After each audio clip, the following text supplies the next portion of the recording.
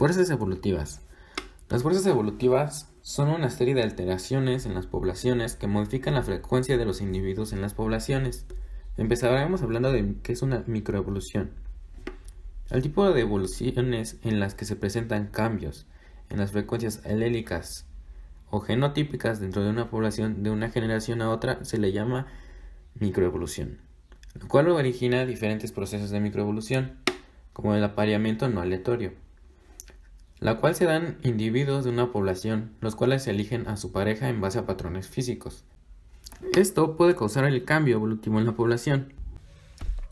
En muchas poblaciones son más frecuentes los apareamientos entre vecinos cercanos que entre miembros más distantes de la población. Como resultado, los vecinos tienden a estar más emparentados, esto es, a ser más genéticamente similares entre sí. El apareamiento de individuos con similitudes genéticas y una relación más cercana que se hubiera reunido al azar entre la población completa se conoce como endogamia. La homocigosidad aumenta con cada generación sucesiva de endogamia. El ejemplo más extremo de esta es la autofecundación, común sobre todo en plantas. La endogamia no parece ser perjudicial en algunas poblaciones, pero en otras ocasiona depresión endogámica, en la cual los individuos endogámicos tienen menor aptitud que los no endogámicos. Esto, entonces, puede llevar a la evolución. Por su parte, el apareamiento selectivo, en los cuales los individuos eligen pareja por fenotipo, como el apareamiento no aleatorio, hacen cambiar las frecuencias fenotípicas, induce a la población a evolucionar. Selección natural. Propuesto por Alfred Russel Wallace y Charles Darwin, lo podemos definir en cómo las condiciones del medio ambiente determinan o seleccionan la eficacia de ciertas particularidades más exitosas. Las que cuenten con estas se distribuirán por toda la población. Darwin dijo que entre los organismos descendientes de un organismo hay una variación no aleatoria y que la variabilidad puede dar lugar a diferencias de supervivencia y de éxito reproductor, creando características de nueva aparición y pueda extenderse una población.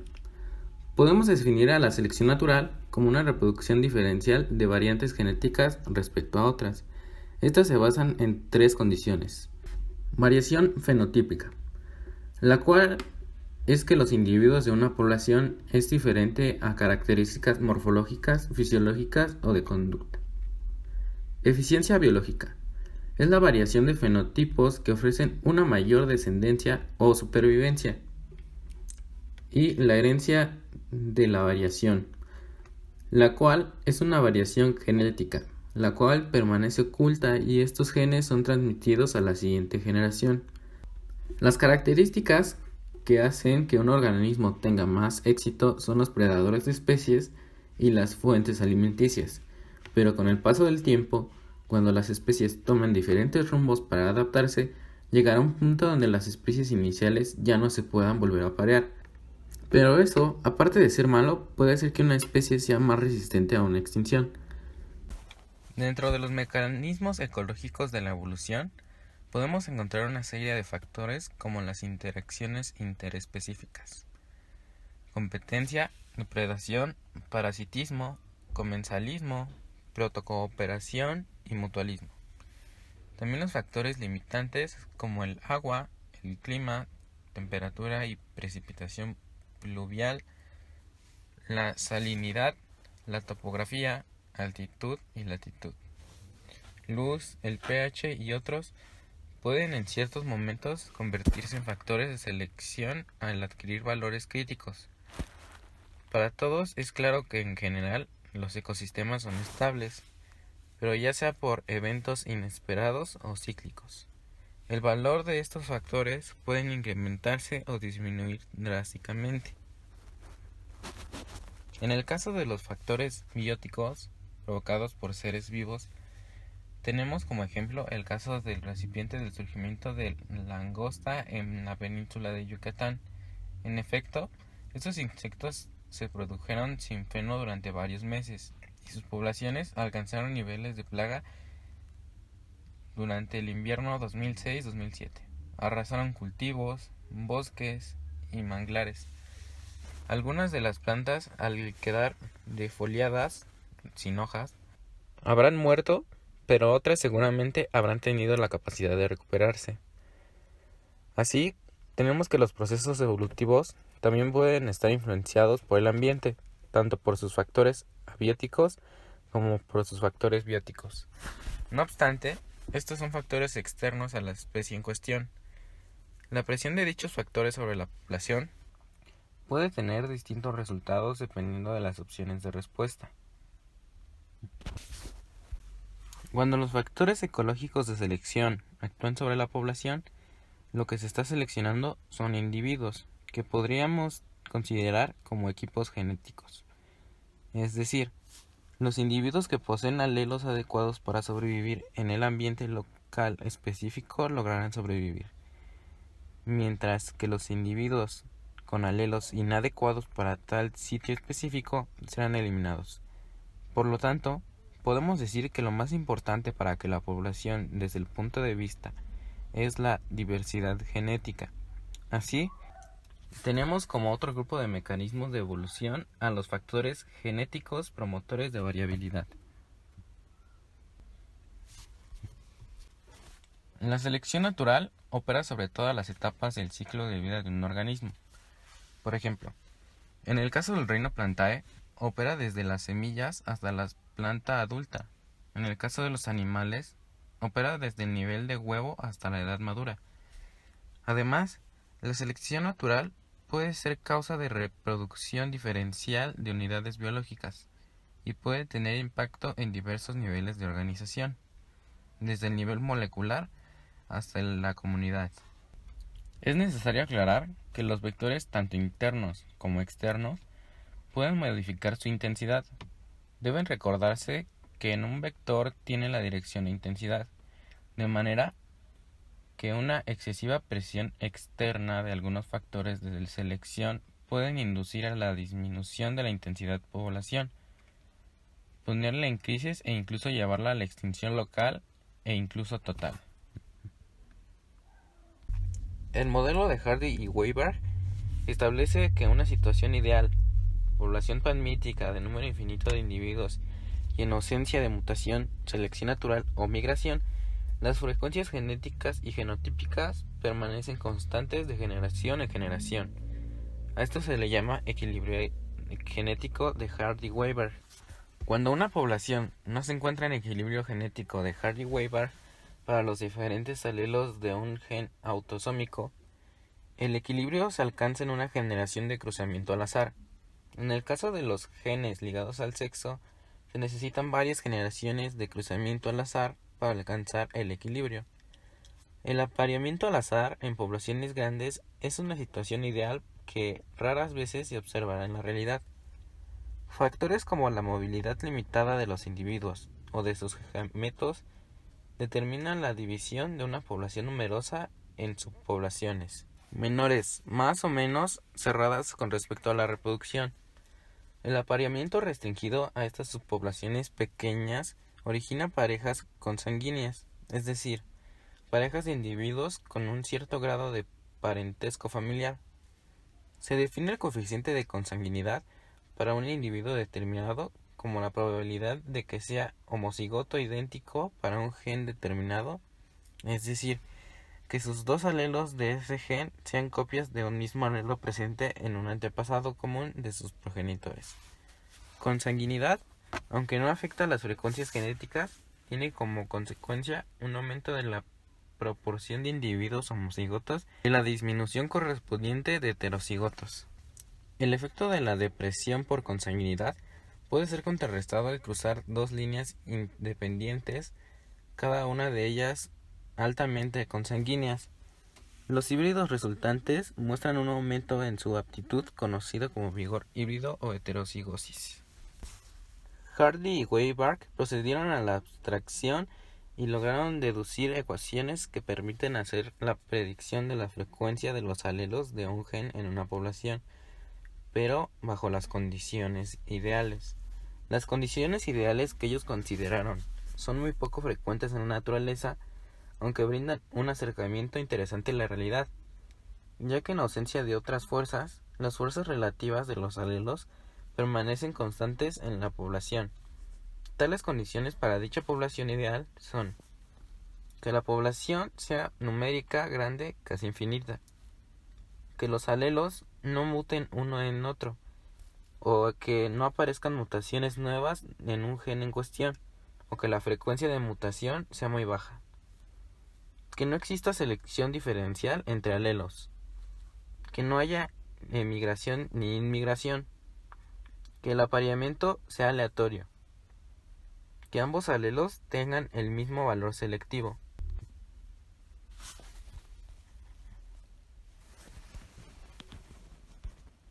Mutación. Una mutación al azar es el cambio de alelos o otro nuevo a uno diferente. Se tiene que tener como referencia un equilibrio mutacional, al igual que la interacción entre mutación y selección natural. Al introducir una nueva variabilidad genética, se alteran las frecuencias alélicas, creando cambios mutacionales con una frecuencia que va en sentido opuesto. Las mutaciones son cambios impredecibles en el ADN. Esto se origina por errores de la información genética contenidas en las células, por factores químicos o físicos, y también su posterior propagación por replicación, siendo trascendentales para la evolución.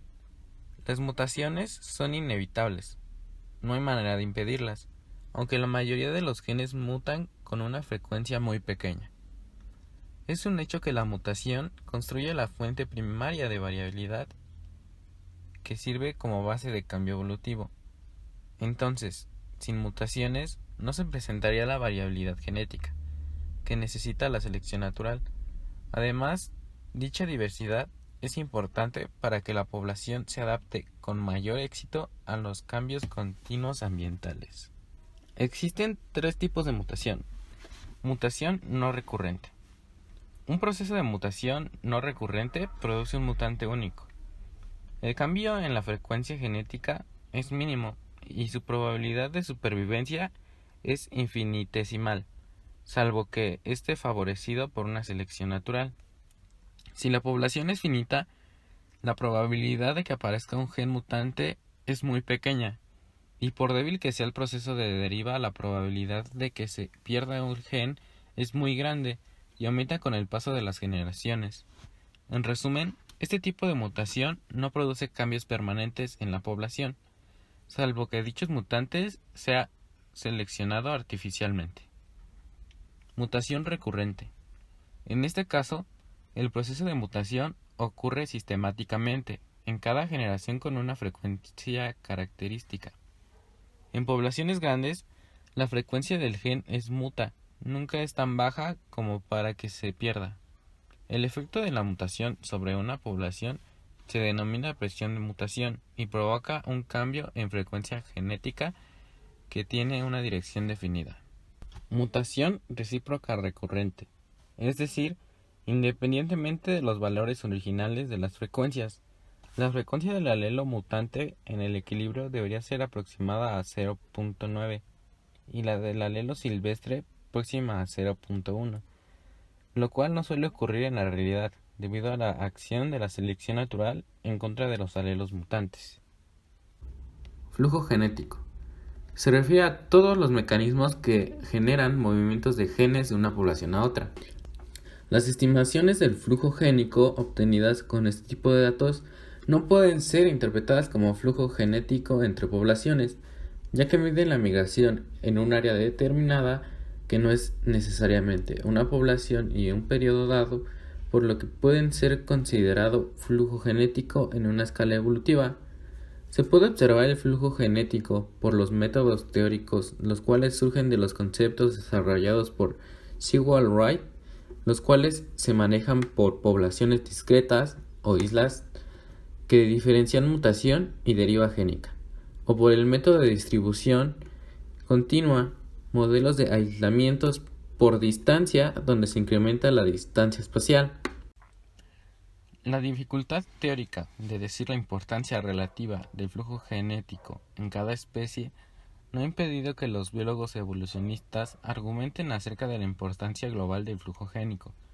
Como en la mayoría de las áreas de la biología evolutiva, También en este tema existen dos opiniones extremas. La primera de ellas es que el flujo génico es una fuerza importante en casi todas las especies. Kersmayer en su libro Especies animales y evolución 1963 sostiene que el flujo génico entre las poblaciones de una misma especie provoca que éstas estén generalmente ligadas entre sí y conformen una sola unidad evolutiva. Mayer argumentaba que la interrupción del flujo génico en el primer paso hacía la formación de especies distintas, lo que construye la teoría de especiación alopátrica. La visión contraria sostiene que el flujo génico no es importante para determinar las frecuencias génicas de la mayoría de las poblaciones en casi todas las especies. En 1969, Paul Ehrlich y Peter Raven publicaron un artículo trascendente en Science, en el que se manifestaban en contra de lo que en aquel tiempo era la visión ortodoxa de Mayer. Deriva génica. Se denomina como la aparición de cambios evolutivos al azar en poblaciones pequeñas. La deriva génica, a diferencia de la selección natural, no toma en cuenta el beneficio o el daño que un alelo proporciona a su portador. Esto significa que el alelo ventajoso puede desaparecer o bien que un alelo ligeramente perjudicial puede fijarse en la población únicamente por azar. El alelo beneficioso o perjudicial estaría sujeto a la selección así como a la deriva, pero una deriva fuerte, como la que hay en una población muy pequeña, podría provocar una fijación de un alelo perjudicial o la pérdida de uno beneficioso. Las poblaciones más grandes tienen pocas probabilidades de cambiar con tanta rapidez debido a la deriva génica. A través de la deriva génica, los alelos favorecidos pueden fijarse. En las poblaciones grandes, aún las más pequeñas ventajas y desventajas selectivas se harán efectivas a través del tiempo, pero para superar el factor aleatorio en las poblaciones pequeñas se requiere una selección mucho más rigurosa. La deriva génica es más importante y radical en el caso del principio del fundador, que ocurre cuando una población se establece a partir de pocos fundadores, que poseen solo unos cuantos alelos de la poza genética original de la especie, por lo que tal población resultante genera individuos de gran uniformidad genotípica. Estos casos se presentan cuando pocos individuos, o incluso una sola hembra preñada, colonizan hábitats nuevos, o cuando unos cuantos sobrevivientes a una situación devastadora, situación llamada de cuello de botella, recolonizan su hábitat. La importancia evolutiva de este fenómeno es grande, ya que a través de la deriva génica se presentan procesos de especiación. En otras palabras, es un proceso aleatorio, resulta de la variación al azar en una supervivencia y producción de los diferentes genotipos. En esta fuerza evolutiva, las frecuencias fluctúan por puro azar, la cual origina dos vértices. El efecto fundador es cuando surge una población a partir de pocos individuos de una población original. Esto puede originar la aparición de alelos raros. Un ejemplo son los pinzones de las Islas Galápagos, los cuales fueron desarrollando cambios debido a las necesidades que tenían.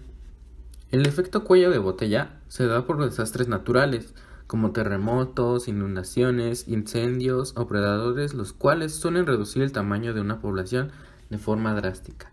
Esto puede originar la extinción de varios animales. Adaptación y extinción. Adaptación es el proceso mediante el cual una población se adecua mejor a su hábitat, y también el cambio de la estructura o el funcionamiento de un organismo que lo hace más adecuado a su entorno.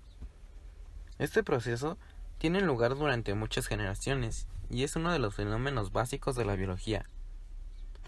La extinción es la desaparición de una especie entera. La extinción no es un acontecimiento inusual, pues aparecen a menudo especies por especiación y desaparecen por extinción. De hecho, muchas especies del total de los animales y vegetales que han vivido en la Tierra están actualmente extintos y parece que la extinción es el destino final de todas las especies. Estas extinciones han tenido lugar continuamente durante la historia de la vida, aunque el ritmo de extinción aumenta drásticamente en las ocasiones de eventos de extinción. El papel que juega la extinción en la evolución depende de qué tipo de extinción se trate. Las causas de las continuas extinciones de bajo nivel, que forman la mayoría de extinciones, no están bien comprendidas y podrían ser el resultado de la competencia entre especies por recursos limitados. Si la competencia de otras especies altera la probabilidad de que se extinga una especie, esto podría situar la selección de especies como un nivel de selección natural. Las extinciones masivas intermitente también son importantes, pero en lugar de actuar como fuerza selectiva, reduce drásticamente la diversidad de manera indiscriminada y promueven explosiones de rápida evolución y especiación en los supervivientes. Y para concluir, hablaremos de la adaptación biológica, la cual es una estructura anatómica, un proceso fisiológico o un rasgo del comportamiento de un organismo que ha evolucionado durante un periodo de tiempo mediante la selección natural de manera tal que incrementa sus expectativas a largo plazo para reproducirse con éxito.